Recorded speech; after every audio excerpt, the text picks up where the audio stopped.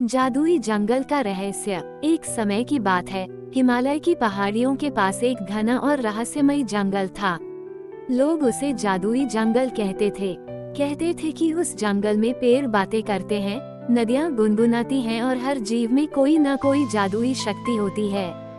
लेकिन गांव के लोग वहां जाने से डरते थे, क्योंकि वे मानते थे कि जो भी अंदर जाता है वो कभी वापस नहीं आता। उसी गांव में आरव नाम का एक साहसी लड़का रहता था। उसे रहस्यों को जानने का बहुत शौक था।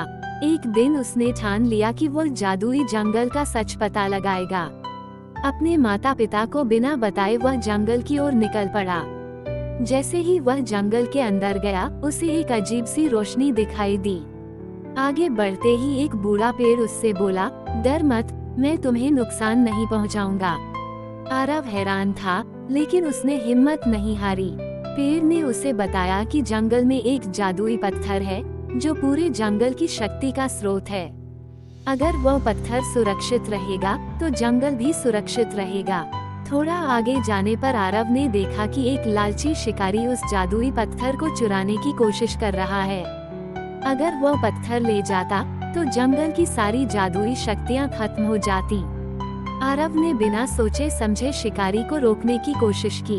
उसने चालाकी से शिकारी का ध्यान भटकाया और पत्थर को सुरक्षित जगह पर छुपा दिया। शिकारी गुस्से में वापस लौट गया।